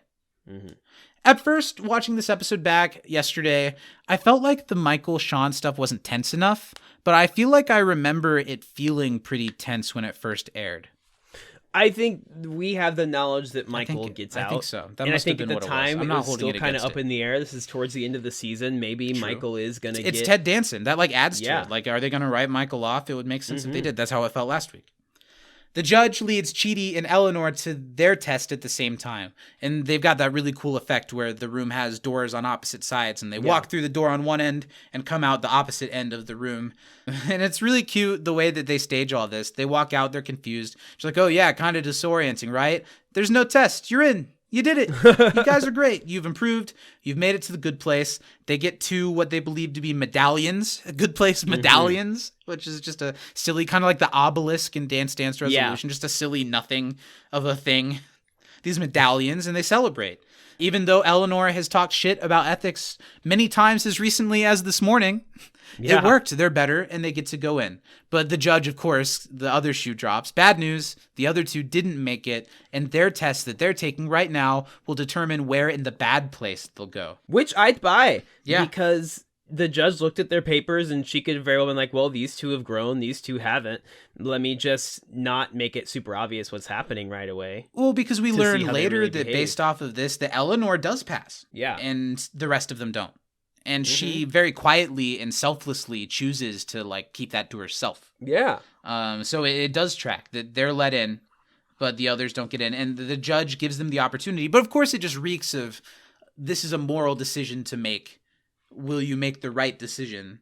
It's a tough moral decision to make, because do you hold yourself back from being absolved of all this, or do you try to help your friends or try to stick with your friends? It's a big moral quandary, Grimace all around. Tahani and Jason are going to go to the bad place, and the judge gives Chidi and Eleanor, or at least who we think is Chidi at this point, the chance to change their mind on the all or nothing plan. They can even say goodbye or not to their friends. They can just leave. Yeah. They can just go. And then she remembers, oh, I'm a dummy. I didn't eat all of my burrito. I'm going to go eat my burrito. I'm so hungry. Pfft, klutz. And then she leaves. Eleanor knows that this has got to be the test, and she assumes that the judge gave the other two the same offer, and they're seeing how they'll all react. But the judge confirms that that isn't the case by showing them the video of the other tests. I like how she's like, Tahani has to walk through this hallway. Jason's playing video games. Eleanor says, oh, okay, cool. Eleanor points out the sauce on Jen's face in this little moment. You've got I hate to point this out to a all-knowing, seeing judge, but you've got a little, and then it's not a hot sauce. It's the concept of envy. It's really good on Mexican food. Gives it a little kick. Heyo, nothing spicier than some envy. Would you rather put a little envy on your Mexican food or snort the concept of time like the bad Snort place the concept kids? of time. Really? Jesus Christ. Yeah, that'd be a hell of a high. Jesus. I was going to say the hot sauce. That's where you and I differ, Zach. I'm not afraid to snort the concept of Yeah. time. You'll eat the burrito. You don't give a fuck. Yeah. Eleanor asks Chidi's opinion, and he grimaces, and we get that really fun interaction between the two of them that's super cute. Kristen Bell as Eleanor impersonating Chidi's mannerisms is really cute, really cute. funny. Mm-hmm. And Chidi says something, even though I don't know if this is the real Chidi or not at this point. I don't think it is. No. I think it's as soon still as they fake walked Chidi. through the door, Chidi went to the hat Correct. room. So Eleanor asks Chidi's opinion, and the fake Chidi says something good. He's like, well, if this isn't a test, it's way worse. It's an actual choice that we have to make. But I guess that could also be something just poised to make Eleanor have to make a choice. But it sounds like something Yeah. Chidi would say. And it is hard because they have to make a choice against their friends or for themselves. And Eleanor has this, oh, why can't anything be easy in the afterlife for me moment. Meanwhile, Tahani continues to walk down this hallway, and I thought, why are Adele and Al Gore in the same room? I get that later we learn why Stephen Hawking and the person whose name I can't remember. She's like, why are they together? Wallace. Did they make up? Why Al Gore and Adele? What are they talking Can about? you name 2 films Kavanjane Wallace has been in? Academy Award nominee Kavanjane Would not have been Wallace? able to tell you she was an actress. She was in Beasts of the Southern Wild, of which she was nominated for an Academy Award for at the age of like 6 or 7. Did it come out in 2022? Did it come out in No. 2022? And she was in The Black Annie, where Jamie Foxx played Daddy Warbucks. I Oh, didn't- look I at didn't see me in Black this Annie. opportunity. That's her. I didn't see it. Does it make me Racist. It was racist that good. I didn't see Black Annie? Have you seen White Annie? Many times. Were you in White Annie as Annie? I don't know how to answer this question. What do you Yes. want me to say here? Yes. Yes, I was White Annie. 1,000 times yes, I was White Annie. I'm still White Annie rips off t-shirt to display Tomorrow. red. I told you, I can sing good. Just see me singing my little heart out as White Annie Wednesday nights at the Orpheum Dinner Theater. Zach and a bunch of 8-year-old girls tap dancing. It's a hard knock life. It's hard because the 8-year-old girls have to be legally far behind me. The cop called them right after that Target thing. I also like, you mentioned it, there's the room with 2 Fergies. It's like, oh, there'll be Fergies aplenty in the good place. Which I don't know. Not after that national anthem debauchery. Are you familiar enough with pop culture to know that one, Zach? The National Fergie anthem that national she anthem? sounded really bad, or she was caught lip syncing? Clearly not. If you have to she ask. like really like vocalized. She butchered that shit. Yeah. Yeah. And I like do all know the players were laughing because it was at the All-Star game. It was really Really funny. sad of these players to not respect our country like that. Somebody made a children's book of the national anthem, but it's like phonetically spells out how she sang Oh it, my and God. it's really funny. She tried her best, guys. Come on. Woo! She tried her best. She sees the door with her parents, and of course, because she has all this left unsaid and unfelt, she can't pass it up. So she steps into the room. She interrupts them, of course, like she knew they would. They're talking about her, and they invite her to come sit with them. Meanwhile, Jason is losing by 3 and needs to meditate for a second. I'd be winning by like 1,000,000 if I could play as the Jags instead of playing against the Jags. I hate scoring against my own favorite team. But you already knew that. Because this is the test. Yeah, that's not a revelation or something. I explained that very clearly. That scene makes me laugh so fucking hard. She's like, of course it is, Jason. That's what I said to you. And he's like, ah. That's because Jason truly was like, ah, sure, I'll just go play this Madden. I love this guess." game. I'll play. I can Yeah. win. I'm supposed to win, right? A mess. The scene with Tahani and her parents, the parents have some good, like, awful mom and dad jabs. Like, Yeah. wherever you've been, they've been keeping you well fed. Jesus. Her mom is garbage. So Garbage. They're both suck ass. It's a nice moment for Tahani. She asks for kindness from them and tells them that she didn't think she'd ever get to see them again. That this is a big moment. Can we just talk? Can we just be nice? And they have so much to update her on Camilla. So much going on in the world of Camilla. Her last album was dedicated to her. Tahani. But not Tahani, her fans. And you're her fan. That line is is so funny. fucking funny. Yeah. That makes me laugh so hard. You're her fan. He's like, she dedicated to you, really? Well, to her fans, and you're one of her fans. I really like where this scene goes because I think they do something that makes you feel like maybe Tahani did still pass the test. Yeah. And that leads me into more of like how just the system is wrong. Yeah. And we'll get to that, I think, and a little I think bit later. that this is a precursor to a huge, major moment for Tahani that comes, I think, next season. I don't remember. Great. But this is kind of the precursor to that, and so I really like this whole thing for Tahani. I think it signifies a big moment for her, where she kind of releases the expectations that were put on her and her own efforts. Because she kind of says, she's like, you guys never were gonna, I was never gonna be enough for you no matter what I did. Even before that, this whole construct, it's not really her parents. This whole construct was built so they would talk about her, and they're still just talking about Camilla. That's all they have to talk about. And you're right. This helps her, Tahani, she like sees her place and understands how little of it has to do with her. Yeah. That it doesn't matter. You're right. She was never going to be enough. It was decided before she said anything, before she did anything. And this helps her realize that. She's proud. It's nice to see Tahani feel proud of her accomplishments, namely the ones that have happened since we've met her in the show. Yeah, since she's died. And I love the moment of, I've eaten a Cheeto. And she says the three things like shagging a Floridian, but the Cheeto is what makes her mom gasp. I even ate a Cheeto. That's right. I ate a lumpy witch's finger made of neon orange corn foam. Chewing it was deafening, and it's the happiest I have ever been. One of the happiest moments of her life. And Tahani's mother says, well, you barely, then you're right, because you didn't get the Hulk out moment. She says, that was the happiest moment of my life, the Cheeto. Tahani's mother says, well, you barely fit your dress as it is, and she's worried that Tahani's going to Hulk out, as it were. Ooh. I just think it's really funny how British colloquialisms to say, as it were. Hulk out, as it were. Tahani stands, and she says to them that she's sorry they didn't have a better relationship, which I think is bigger of her. Not to say I'm sorry for what I've done or I forgive you for what you've done, but I wish it could have been different. I'm sorry that it wasn't different. Yeah. I feel like that is relatable. She wishes them the best and leaves to exit the red door. I left the scene thinking, oh, so Tahani passed.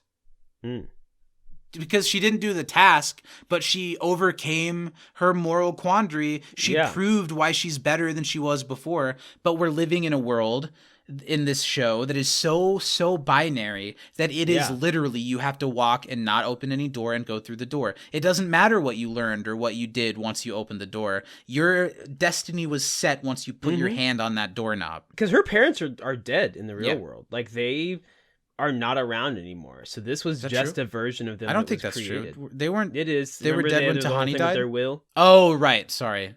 Yeah. We don't get enough of Tahani in this way. You're right. I think it's a really great moment, and it again is continuing to ask questions about this world and the specific ways that it's broken that isn't the fault of the people that are being hurt by it. Really great, really smart. Really good. Love it.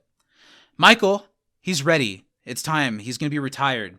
But Sean says that'd be too showy. It'd be too attention-grabbing, and he'd have to explain to people what he did, and he doesn't want to do that. What does he say? People will see the flaming ladle go down your throat. Don't want to know what that is. So Sean is throwing Michael right now into this unmarked room for all eternity with only, I love this detail, only a giant stack of New Yorker magazines that just keep coming. And you see like, one I'll drop never read those. I know, but here's more. They're going to leave, but before that, they're going to leave him with a 10 million year long bad Janet fart. And I love the way that Darcy delivers but before I absolutely let it rip. It's very, I think you should leave delivery. Yeah. Just absolutely let it rip. I love that delivery. And the use of the word absolutely, it's bad. Yeah. It's big. 10 million year fart. But before she does, she attacks Sean. It's her. It's good Janet. The face comes right up and you see it in her and you see how good of a job she's been doing this whole time. It's one of those twists that like I said, it makes this episode more fun to rewatch because you can watch Janet the whole time. It's well executed, I think. She's adopted to pretending to be bad Janet really well as she's seen what's been going on, and she's ready to be nice again. And then she kicks the shit out of Sean one more time. After that, now I'm ready to be nice again. Satisfying to see Sean get so comically thrown across the room and like crater the wall. It's one of those moments that they never call enough attention to the fact that these are non-human beings. But it's one of those moments that like, oh yeah, of course he'd fucking crater the wall like that. And of course Janet would throw him like that. They're not people. Yeah. I thought it was a cool moment. They're not stuck in our confines. Eleanor, she has this decision to make with Chidi. as far as she knows. And she's pacing from the door to door. It's such a cool visual. They did a really great job of walking through one, exiting the other. And even when she starts to talk to Chidi, she looks like behind her shoulder from one at him and forward at him from the other. It's just a cool trade-off. I think they really, really did that well. They've discussed every philosopher. She says we've discussed Superman and Rihanna's opinions, which feels like something Eleanor added, not Chidi. Yeah. And she wants Chidi's opinion. And Chidi says, this is where it all kind of crumbles in the moment where I was like, oh, I remember now, something's not right. He feels that the friends will go to the bad place either way, and they won't be suffering more or less because of their decision to go or leave. And he thinks they can go and they should go and that they deserve to be happy together. And it's a sad moment because kind of when Chidi says, we could be happy together, that's when Eleanor is like, oh, well, then this isn't Chidi. And it kind of runs akin to when Eleanor first is like, this is the bad place. It's the same kind of thing where she's like, that's all I needed to hear. Yeah. Okay, I'm ready to make my decision. Light bulb. This is what, yeah. Yeah, you're right. Okay, bring him out. We know which one of us is going. We get it. No problem. And I mean, she says later it's because Chidi says forget about ethics, which is a big part of it. But I think also it's because she knows that Chidi doesn't say and feel that way about her or about anything, and that he wouldn't say that. He knows her too well to be able to take the sweet nothings that were like programmed into this Chidi. Yeah. She doesn't believe it. So she calls the judge, ready to make the decision. No problem, I got it. She says, I'm not going. Not that it was ever an option, but the decision we're making is that I'm not going. She says that she was positive, like really close positive going in, that going to the good place was the wrong move, but usually she has Chidi to bounce off her ideas who will tell her if her ideas are bad or not. And through this, she's realized that that wasn't the real Chidi. He would have never let the friends go or forget about ethics for a second, as she says. And it's true. It's a good call, Eleanor. Yeah. Chidi would never reward himself. Chidi only seeks internal punishment. And this is a really big moment because the judge snaps, gets rid of Chidi, shuts off the portal that was fake, as if she was going to go through the good place, and congratulates Eleanor because in the world of the show, for the first time ever, this is a big moment, one of the humans has earned their way into the good place. Absolutely. And we've been talking so much this season of how great a job they have done with Eleanor's character arc from, it's like the opposite of Walter White, from this like trash bag human being to this really good person that hasn't lost any of the spunk or wit or daringness. Is daringness a word? It can't be. Close. It can't be.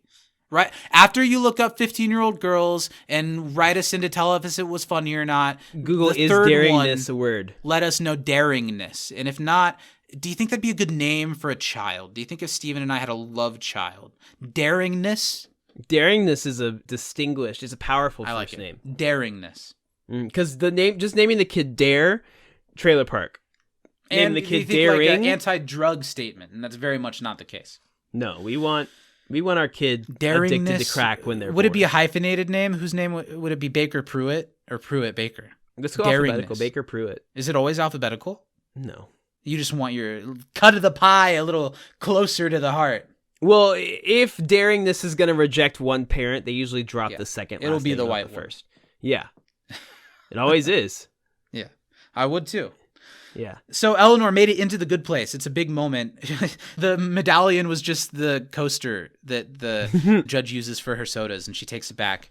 Eleanor, though, isn't really celebrating this. She isn't really asking questions about what's next. She's asking about Chidi. Is Chidi okay? And he is. He's off taking his test, which we learn is a silly cutaway. Again, I wish maybe that we would have gotten a better one for him, but it doesn't make this any less funny that it's which hat? Which hat will Chidi pick? Brown or gray? He obviously wants the brown because it's a statement, but gray is such like a solid and obvious choice. What's he gonna do? Okay, this is ridiculous. I'm just gonna choose brown. Gray's the obvious choice, which is probably why I shouldn't choose it. Brown. Nope. Gray. Nope. Brown. Brown hat.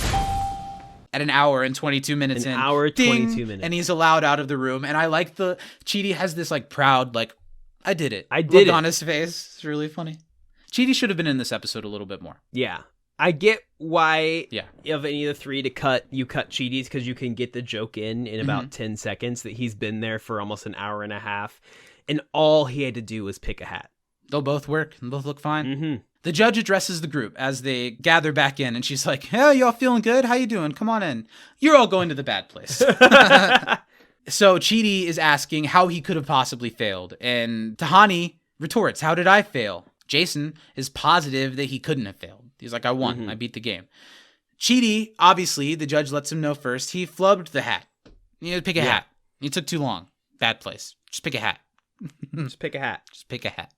Tahani didn't resist. She opened a door and failed.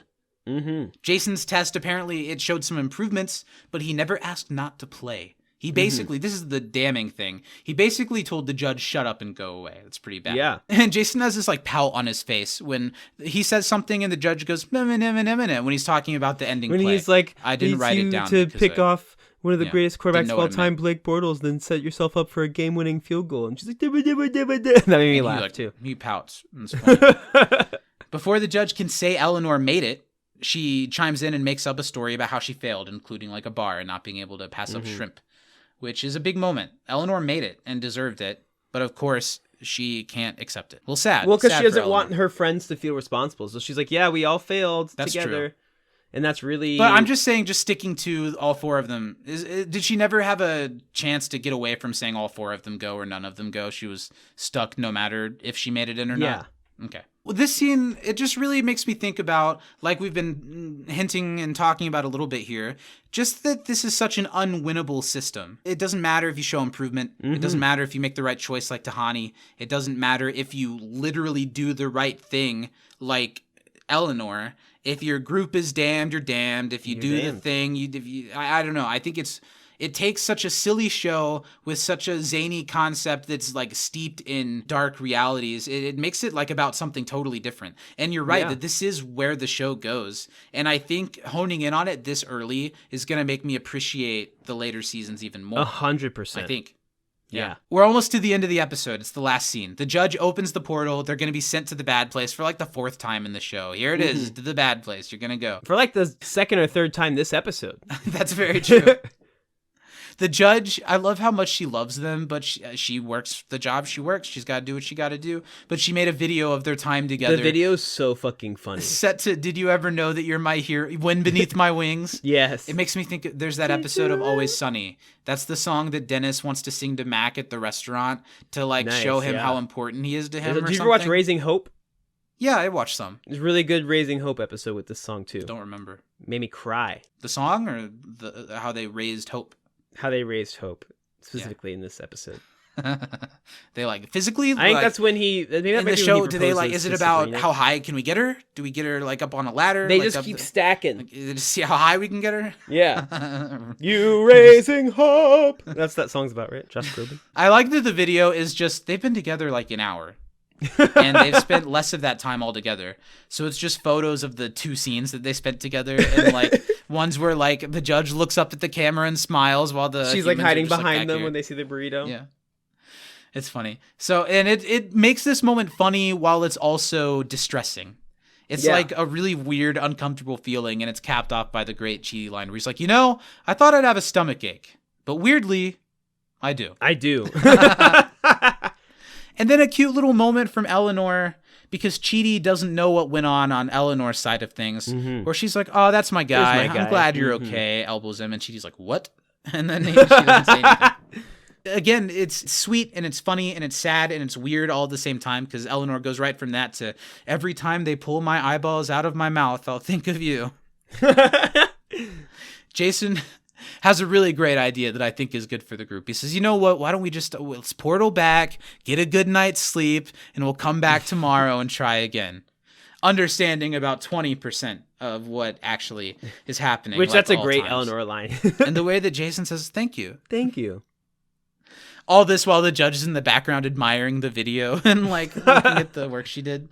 I didn't write this in my notes, but I'm glad I'm just remembering it. The moment where she's like, oh, I like that one. I'm going to frame it. And then a it frame pops with up the on the photo wall. appears behind her. That's so fantastic. funny. Such a good, fast bit. I love that stuff. Good times. Well, off to eternal damnation. You guys hear something? And just at the perfect moment, of course, as it always does. And it really makes sense if you want to look at, well, the portal was closed because she was doing their case. Now it's opened. So just at that moment, the perfect moment, Michael and good Janet arrive at the last second through the portal with another classic silly, oh, hey, boss, what's up? Was the one before this. The, hey, guys, how you been? How you been? End of episode. Really good. Yeah, we've a really good episode of the show. I think we've done a good episode of the podcast about it. Mm-hmm. I had little tiny qualms, like I wish that some of the tests would have been more meaningful, but they're all the qualms that you need to take a step back from and say, this is an episode of a sitcom on NBC. Yeah. And it's so good that we're asking these questions about the tiniest things that don't work when all of the rest of it works so well in harmony. I think this is a stellar episode that really, has really potential strong. for being on my top 5 of the season. Absolutely. This is going to be tough, Zach, 'cause this season is loaded with really good episodes. Just stuffed. Mm-hmm. And there's only one more episode, which is kind of boy. crazy. Next week, Steven, now that we finished this one, we're going to finish recapping season 2 of The Good Place. And officially we'll be halfway through The Good Place and into The Time Knife. That's crazy, Zach. I'm having so much fun doing this show. Me too. I think this show has really hit a stride. I think it's been a lot of fun. And I'm so excited because honestly, seasons 3 and 4 are the ones that I've seen the least. I've seen them once or twice all the way through. And I've seen seasons 1 and 2 like 4 times all the way through. Mm-hmm. I've only seen season 4 once, so I'm excited. Exactly. That's true. I've only seen season 4 once as well. And I'm very, very excited to get into it. The show has set itself up for the stuff that comes later way better than I knew at the time, which of course it did because it's The Good Place and they probably had a set plan from the beginning. Mm-hmm. But that's next week. We're getting into, is it Somewhere Else? Is that what the season finale is called? It might be. While I look that up, tell us your last thoughts about the burrito before we move into our last segments. I think this episode kind of, for me, is the episode I think of as the season finale. Because next week's episode kind of is half finale, half premiere in my mind, and I understand I why forget it is all the way about it it. is. I know what happens But- now that you say that. I'm Yeah, excited to watch next week. But to me, this is in my mind kind of the wrap up of this part of the story, and because next week kind of the first half springboards of the next show, big really. arc. And I think it does it so well. It shows that our characters have grown, but they're not finished products yet. It shows that a lot of them still have a long way to go. I mean, Chidi took an hour and a half to pick a hat, which he probably would have never picked one when the show started. So that's growth. And like she says with Jason, you showed improvements, but still it's the aren't binary there of yet. this world. You didn't fill out the paperwork. You didn't do the thing. You opened the door. Sorry, it doesn't Exactly. matter. So I'm excited for the metaphorical having a good night's rest and trying again that next season is for this show. And I think that season 2 of The Good Place is very high up for me in just seasons of television, period. Especially of a and comedy. I'm sad to see it end, but I'm really excited to just continue on how amazing this show is. Well, it's also great because now we're about finished with it. And oftentimes those things that you hyperbolically say, this is the best of this of all time. And then you watch it again and you're like, it's still pretty good, but maybe I was just like really into it when it first came out. I think it holds up pretty well. This I holds think up fantastically. this second season of the show flips what we thought it was completely on its head and works every beat along the way and sets it up to be something completely different for the rest of its run. As far as serialization in a network sitcom that airs week to week, I do not think it gets any better than The Good Place ever. For a comedy show that you have to follow the series, the story of the series week to week. Even my favorite sitcoms aren't my favorite because of the story. It's because of the individual episodes, the story or the characters. But The Good Place is just this expertly crafted, long, full story told in a traditional sitcom format, which we've said that before, how impressive that is. But I think they deserve like a spot in the television history museum one day for doing something so daring with network sitcom while it was still like this, because it'd be on streaming now. But that's this. Let's do our last segment and get out of here. Let's talk about it. Who's going to the good place? Who's going to the bad place? Steven, who are you sending to the bad place this week? I actually had a pretty easy time this week, and it's because I feel very strongly about my choices. This week, my bad place vote is Chidi, because Chidi had the easiest trial of all of them, and he failed. Because of his own lack of growth. Not that Chidi hasn't grown, he has, but he still is struggling with some of the same issues big time as he has before. And I think that picking a hat is incredibly easy. Should be.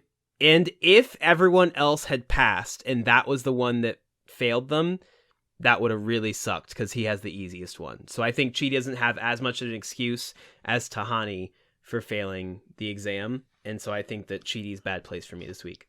I almost agree with you. Mm-hmm. I don't think this is the easiest episode to pick a bad place for. I don't think anybody's too bad. No. I think I want to go with Jason. I think he's the other option for sure. Just because he doesn't... Now, maybe this is ableist of me, but he doesn't have the mental capacity to even be aware that he has to make a decision in this situation. So if anyone is beyond saving just because they're inept, it would be Jason. Mm-hmm. But they're all moving and trying, and there isn't a lot of bad, and giving it to Sean is too easy. I'm going to give it to Jason. Why not? Mm-hmm. Sweeten the pot for the round table in a few weeks. Yeah, there we go. The good place this week, I think Eleanor is an easy choice.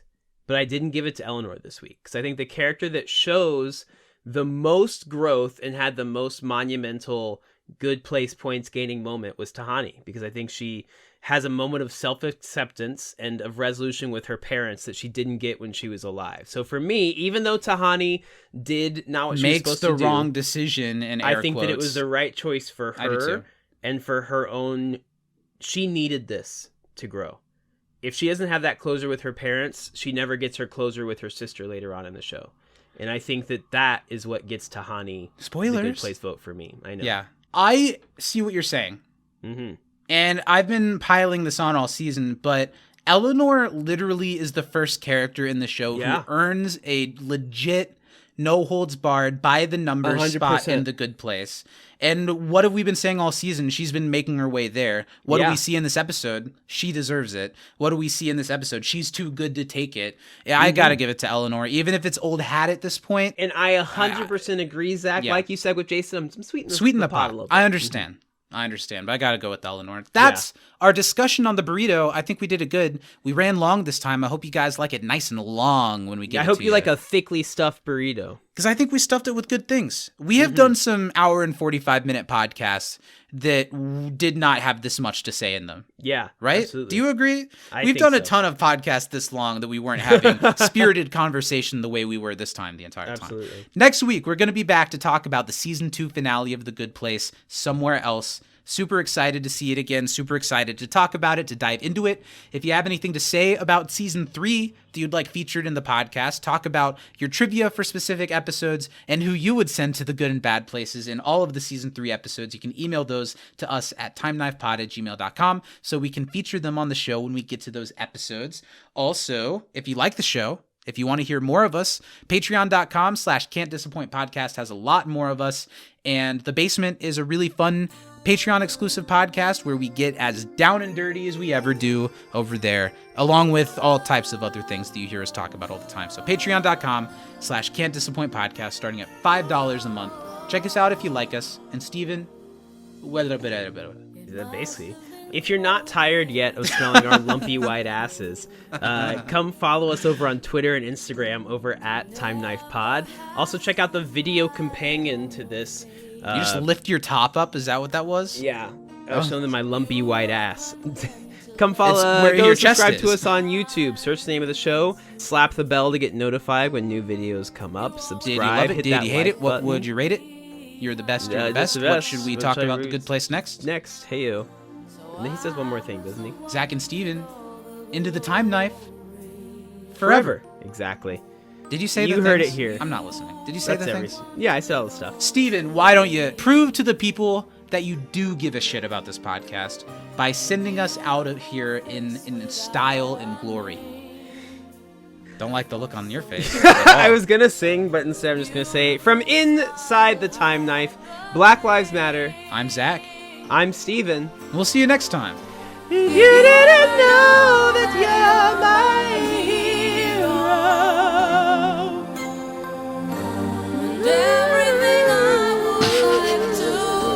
That's him. That's good.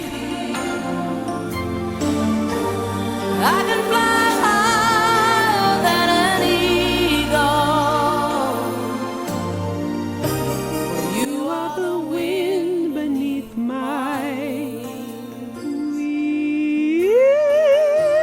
thought that was coming. I was really hoping the octave shift was coming. It's got to. Bye.